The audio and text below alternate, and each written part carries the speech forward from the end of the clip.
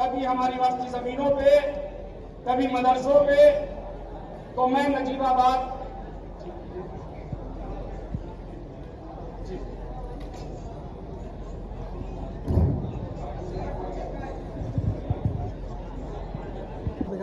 मुस्लिम समस्या और उसका समाधान के नाम पर आजाद समाज पार्टी की तरफ से भाई डॉक्टर आकिब साहब ने ये आयोजन किया है।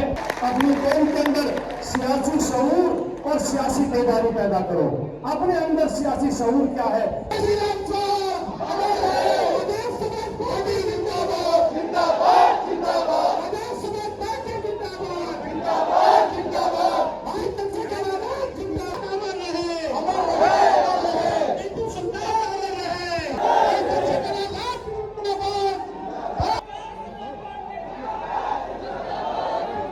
बहुत बहुत स्वागत है और भाई का बहुत बहुत स्वागत है। और मैं पब्लिक से चाहूंगा कृपया मंच पे डेकोरम मेंटेन करें, कृपया जगह बनाए रखें, कृपया अजय गांधी जी जगह बनवाइए, मंच क्लियर करवाइए,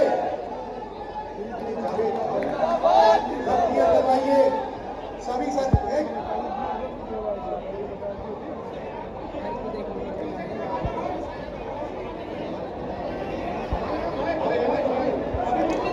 कृपया सभी साथी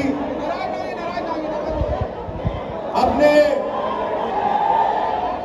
कृपया सभी साथी पीछे हो जाए, निखिल पीछे हो, बिजनेस पीछे हो सब लोग। सोहेल भाई इसके पीछे कृपया सभी लोग।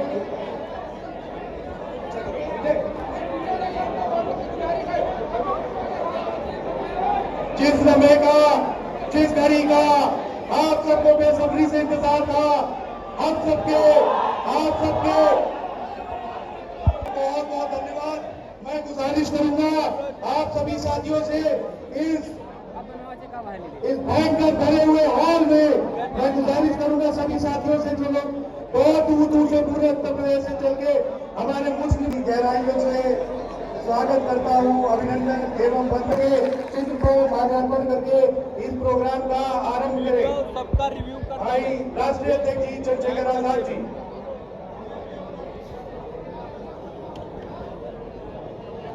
आप बोलिए। सब लोग खड़े हो।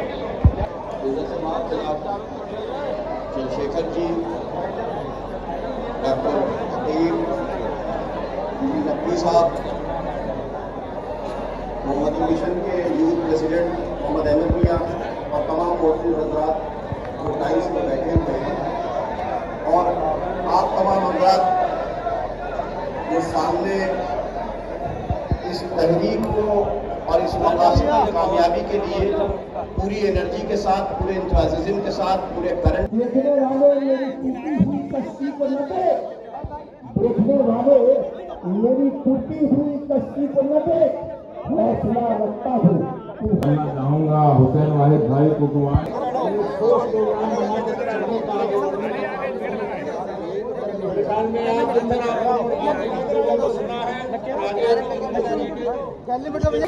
ये फैसला आज ही हो जाना चाहिए कि हल्ला बोल होगा पूरे भारत में, आजाद समाज पार्टी का परचम लुटेगा।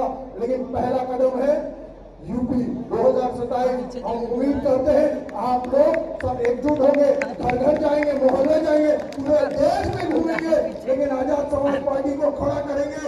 ये भाई चंद्रशेखर आजाद के लिए नहीं, ये हमारे लिए 140 करोड़ लोगों के लिए है और इसमें कोई कोताही नहीं, कोई कंजूसी नहीं है। हम अपना घर द्वार कारवार छोड़ के यूपी बार बार इसलिए आ रहे। आपका मसला मेरा मसला है कि है बोलने को बहुत कुछ है लेकिन वक्त कम है, हम ज्यादातर उनको सुनेंगे। और एक इंसान जो चमकता हुआ सितारे के तरफ अल्लाह ने रहमत बना के हमारे बीच भेजा है, जो इंसान को इंसान के निगाह से देखता है, कोई जाति भेदभाव कुछ नहीं है, सबको इज्जत देते हैं। और हम बोल रहे गुलाम नहीं, पार्टनर बनो। आजाद समाज पार्टी अपना पार्टनरशिप मांगता है, आपको गुलाम नहीं, आपको लीडर बनाएगा, आपको नेता बनाएगा। दूसरा कोई पार्टी आपके पास ऑप्शन नहीं है। इसलिए फैसला आज अभी होना चाहिए। इसमें कोई देर नहीं है कि आगे के लिए भाई के लिए सोचेंगे। उनका फ्यूचर अच्छा है, उनका फ्यूचर अच्छा है, हमारा फ्यूचर बर्बाद हो चुका है। इसलिए हमको सामने फ्यूचर दिख रहा है। आजाद समाज पार्टी भाई चंद्रशेखर आजाद, हमारी कोई कोताही हो, गलती हो, बेअदबी हो तो माफ करिएगा। इसी के साथ मैं अपनी बात को खत्म करता हूँ। जय भीम, जय भारत, जय आजाद समाज पार्टी, जय काशीराम, जय आजाद समाज पार्टी, जय चंद्रशेखर आजाद। और आप तमाम लोगों का दुआ चाहिए और फैसला चले। शुक्रिया, बहुत बहुत धन्यवाद भाई इम्तियाज जी। अब इसी कड़ी में मैं खोल दिया गया है। आए दिन कोई नई मुश्किल दलितों पर, आदिवासियों पर, क्रिश्चियनों पर, मुसलमानों पर और कमजोरों पर लाद दी जाती है। लेकिन ये सरों का समंदर भाई एडवोकेट चंद्रशेखर आजाद साहब की दावत पे जो आपकी शिरकत है, तो बड़े फख्र से कहता हूँ लखनऊ की सरजमीन से खड़े होके कि बड़े फख्र से इस बात को कहता हूँ कि लखनऊ की सरजमीन से कि देखना है जोर कितना है बाजुए कातिल में। ये हमने देख लिया है और देखना है कि जोर कितना है बाजुए कातिल में। 2027 का मंजर मेरी आंखों के सामने है और रहनुमाए भारत, मैं आपको मुबारकबाद पेश करता हूँ कि मैं उत्तर प्रदेश को जीतता हुआ देख रहा हूँ। साथियों, आज मुल्क अजीज के अंदर तमाम तरीके की साजिश है। मुल्क अजीज के गयूर मुसलमानों के खिलाफ की जाती है। सबसे पहला हमला हमारी तालीम पर किया गया। तालीम कभी पहलू खान को मारा गया और ये हमने हर चीज को बर्दाश्त किया, लेकिन आप वक्त पर हमला कर रहे हैं, हमारी मस्जिदों पे यलगार बोल रहे हैं, मदारिस के आपस में घेरों को तंग कर रहे हैं। यकीनी तौर पे रहनुमाए भारत के साये में बाबा साहेब अम्बेडकर को अपना गुरु मानते हुए हुकूमत को ये बात बताना चाहता हूँ कि मुल्क अजीज का मुसलमान सब कुछ बर्दाश्त कर सकते हैं।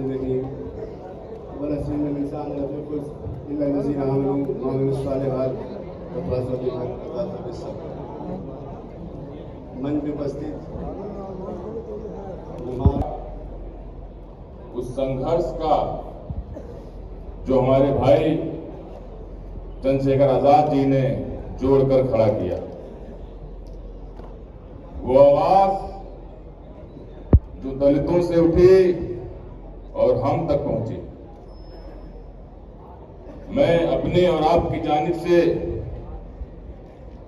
आदरणीय राष्ट्रीय अध्यक्ष भाई चंद्रशेखर आजाद जी का इस प्रोग्राम में सैयद बाबर साहब, हुसैन भाई साहब, मेरी बहनों मौलाना मंत्री साहब और सारे नौजवानों, मैं अपनी बात को शुरू करने से पहले मैं अमेरिका गया कई बार। मैंने वहां देखा कि वहां एक चीज बड़ी होती है, वहां क्या है? मेहनत करती इज्जत, डिग्निटी ऑफ लेबर। अगर एक सफाई कर्मचारी भी है, अगर वो वेटर भी है, तो लोग उसे सर कहकर एड्रेस करते हैं, सर कहकर। लेकिन आज हमारे समाज के अंदर, हमारे देश के अंदर जो मेहनत का है, जो रिक्शा चलाता है, जो तांगा चलाता है, उससे कार वाला अच्छी तरह पीते। हम अपने घर के अंदर काम करने वाले को इज्जत नहीं देते। हमें समाज बदलना होगा। आज यहाँ से आवाज जानी चाहिए कि हम बदल रहे हैं। अगर आप बदलेंगे नहीं तो ना समाज बदलेगा, ना हुकूमत बदलेगी। एक बात जो समझ लें, आखिर इस्लाम क्या है? मैं 3 अल्फाज में, 3 वर्ड में इस्लाम को संबोधित करता हूँ। इस्लामी इंतसारी, मसावात और खला। बाबा साहब अम्बेडकर का पैगाम है, शिक्षित बनो, संघर्ष करो, संगठित रहो। तीनों का मकसद इनकलाब, तीनों का मकसद गरीबों को ताकत देना। आज मोहम्मदी मिशन और अम्बेडकर मिशन साथ साथ खड़ा है। जब दिन ये साथ चलेगा तब भी आगे चीजें बढ़ेंगी। खराबी कहाँ? क्या जरूरत? सैयद बाबर साहब भाई का स्वागत करते हुए, आप कार्यक्रम को आगे बढ़ाते हुए आगे बढ़िए।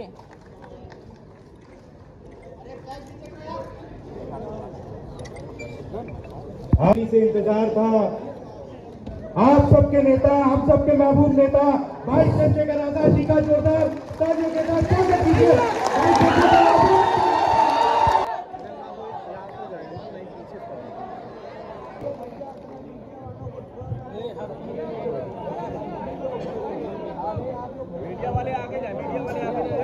बात तो वो समझ में आ जानी चाहिए।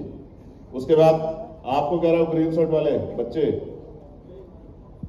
आपसे कह रहे हैं, आपसे कार्यकर्ता हो ना आप, तो बैठिए ना सर। आपसे कह रहे हैं बैठने के लिए, ये पत्रकारों का इन्हीं करने दो ना। आप बैठ जाओ, आप बैठ के सुनो, सुनोगे नहीं तो फिर अमल कैसे करोगे, उस पर काम कैसे करोगे। जब टीचर कक्षा में पढ़ाता है और जो स्टूडेंट टीचर के लोगों को उनका हक मिलेगा नहीं मिलेगा, उत्तर प्रदेश में धार्मिक आजादी कैसे रहेगी, सामाजिक आजादी कैसे रहेगी, आर्थिक आजादी कैसे रहेगी, नौकरी मिलेगी नहीं मिलेगी, रोजगार मिलेगा नहीं मिलेगा, इन सब चीजों पे चर्चा करनी। तो मैं आपको आजाद समाज पार्टी के विषय में बताता हूं।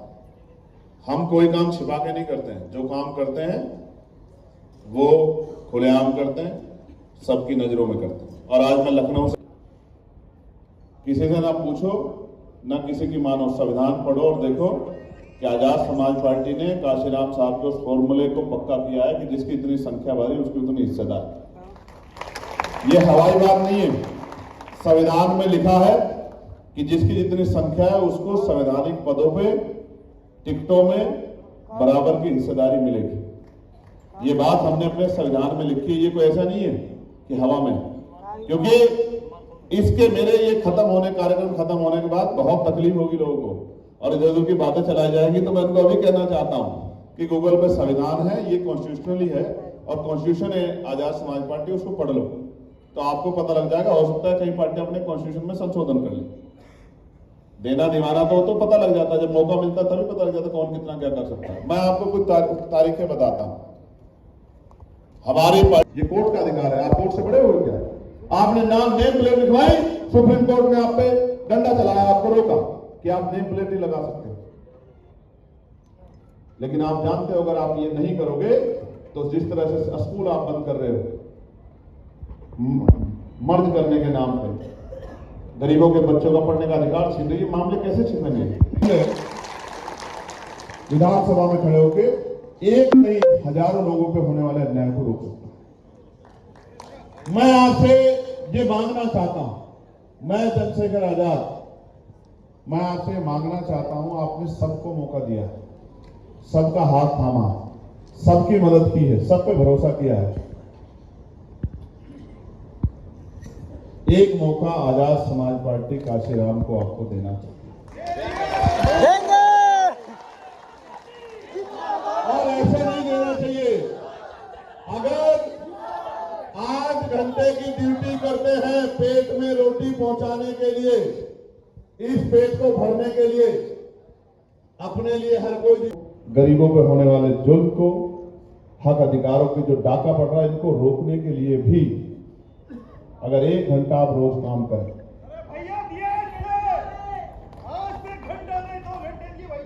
आप महसूस करो आपकी जेब में फोन है, इस फोन में 500 नंबर है।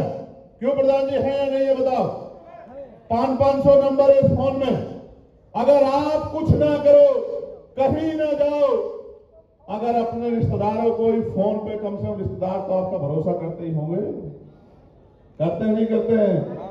अगर फोन पे उनको ही समझाने लग जाओ, उनको ही बताने लग जाओ, उनको ही कहने लग जाओ कि मैंने आपको फोन किया है, आप अगले अपने 2-4 रिश्तेदारों को फोन कर लो, इसी तरह से तहरीक चलाना। आप सब लोग रहे ना किसी गरीब पे जुल्म करेंगे और ना किसी गरीब पे जुल्म होने देंगे, ना किसी को नुकसान पहुंचाएंगे और ना किसी को नुकसान पहुंचाने देंगे।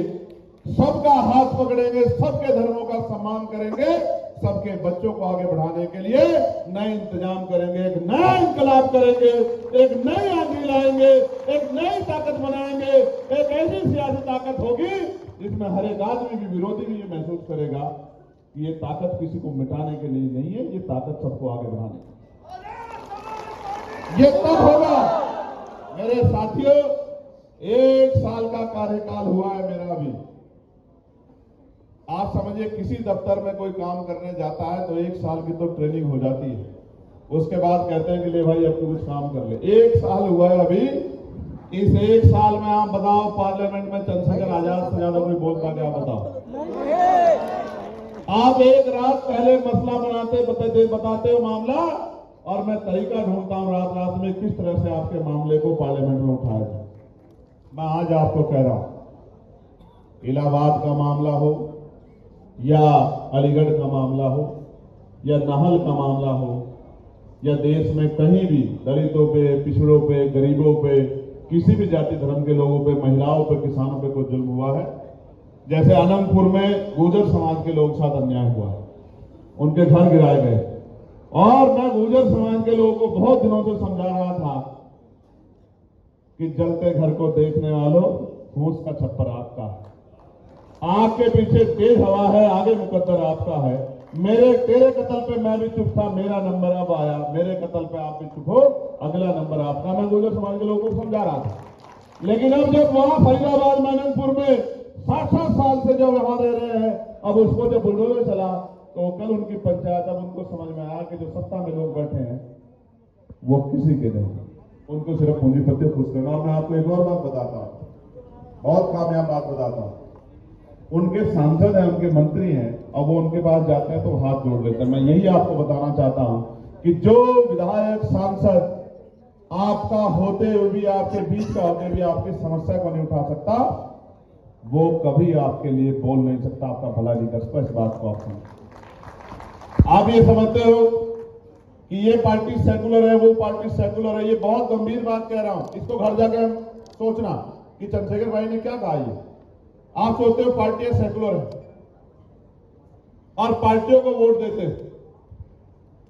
एक आदमी 20 साल भारतीय जनता पार्टी में रहा और 15 दिन पहले उसने कोई दूसरी तथाकथित सेकुलर पार्टी ज्वाइन कर ली, क्या उसका आचरण, उसका व्यवहार, उसका मिजाज बदल जाएगा क्या? बताओ, बदल जाएगा क्या? बदल जाएगा क्या? आप समझो, इस दल